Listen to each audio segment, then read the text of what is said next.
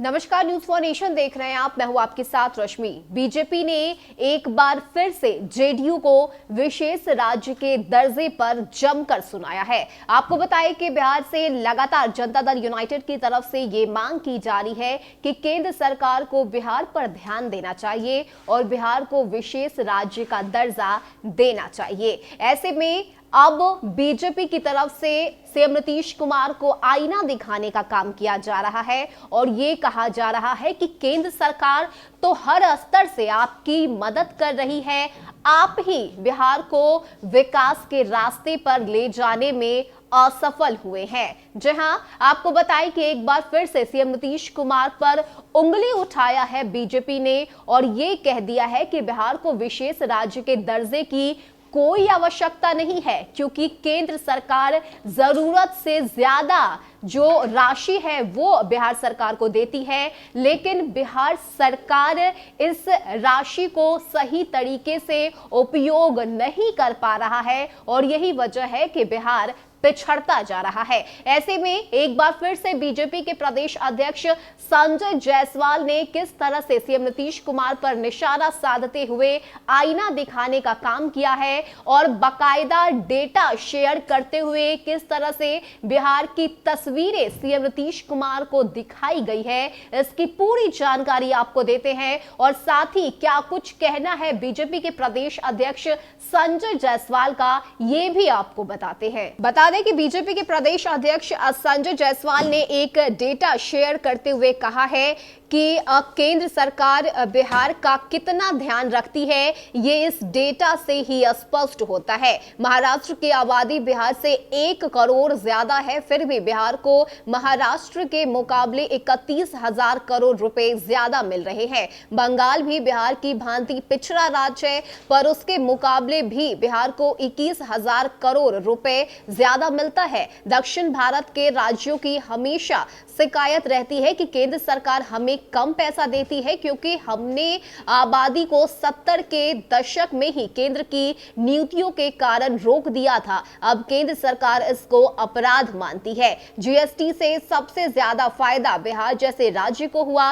पहले जिस राज्य में उद्योग स्थापित होते थे उनको अलग से कमाई होती थी, अब इस कमाई का बड़ा हिस्सा उपभोक्ता राज्य में बंटता है, जिसके कारण बिहार को 20,000 करोड़ रुपए का अतिरिक्त फायदा हुआ है। बिहार को अगर आगे बढ़ाना है तो सरकार को ये लक्ष्य रखने ही होंगे। और इसके साथ ही कुछ बिंदु भी संजय जायसवाल की तरफ से बताई गई है, जिसमें उन्होंने कहा है कि बिहार सरकार को हर हालात में उद्योगों को बढ़ावा देना होगा। जब तक हम औद्योगिक नीतियां लाकर नए उद्योगों को बढ़ावा नहीं देंगे, तब तक ना हम रोजगार देने में सफल हो पाएंगे और ना ही बिहार की आय बढ़ेगी। इसके साथ ही उन्होंने कहा है कि शहनवाज हुसैन अच्छा प्रयास कर रहे हैं, पर पूरे मंत्रिमंडल का सहयोग आवश्यक है। जहां भी संभव हो वहां प्राइवेट पब्लिक पार्टनरशिप होनी चाहिए। उद्योग लगाने वालों को विलन समझने की मानसिकता बिहार को कहीं का नहीं छोड़ेगी।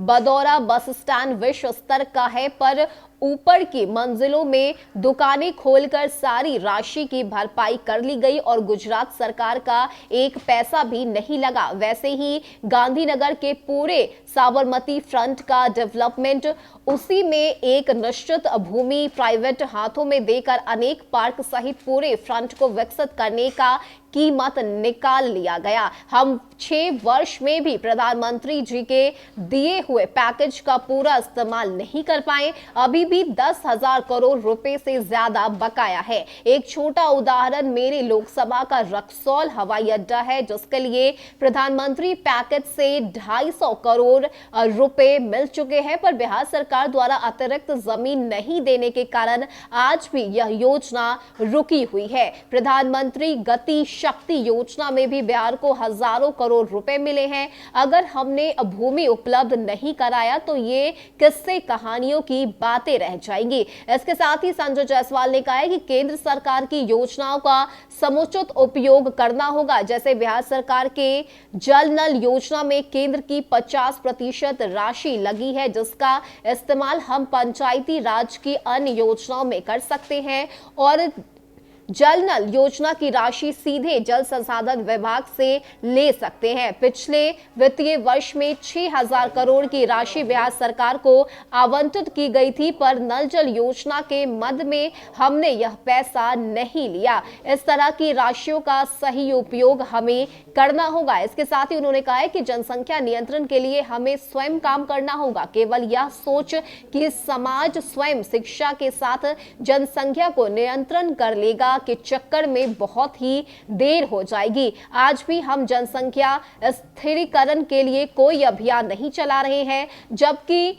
इसमें भी बिहार पूरे देश में सबसे ज्यादा फिसड्डी है। अगर केरल के अस्पताल 100 बेड जोड़ते हैं तो प्रति 1000 व्यक्ति में इसका इजाफा दिखता है। हम 200 बेड भी जोड़ते हैं तो 300 बच्चे पैदा करने के कारण हम नीति आयोग के आंकड़े में कहीं नहीं दिखता और हम अपनी कमी दूर करने के बजाय नीति आयोग की शिकायत करते हैं। जब हमने एक अच्छे लक्ष्य के लिए गुजरात की भांति 15,000 करोड़ रुपए की तिलांजलि दी तो सरकारी राशि का उपयोग होटल और बस स्टैंड जैसी योजनाओं में सैकड़ों खर्च करके भवन निर्माण को खुश करने के बजाय गरीबों के कल्याणकारी योजनाओं में होना चाहिए। इसके साथ ही संजय जायसवाल ने कहा है कि पीपीपी मोड में इन चीजों को बनाने से सरकार का एक पैसा भी नहीं लगेगा, उल्टे उसकी आमदनी बढ़ेगी। वैसे भी 5 स्टार होटल बनाना सरकार का काम नहीं है। 2020 में एनडीए सरकार का गठन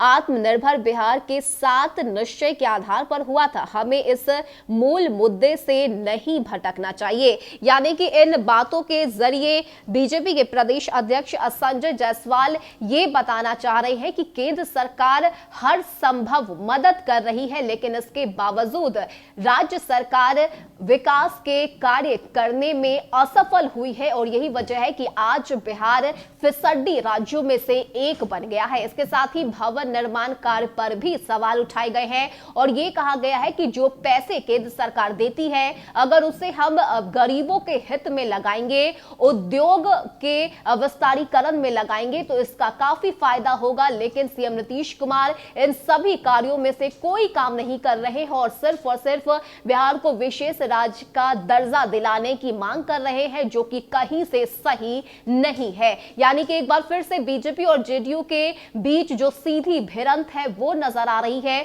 और उसी को लेकर ये जो बयान है वो इस वक्त बीजेपी के प्रदेश अध्यक्ष संजय जायसवाल ने जारी करते हुए डेटा भी साझा किया है, जिसमें उन्होंने सीधे सीएम नीतीश कुमार को आईना दिखाने का काम किया है। फिलहाल के लिए इतना ही। ज्यादा अपडेट के लिए आप बने रहिए न्यूज़ 4 नेशन के साथ। नमस्कार।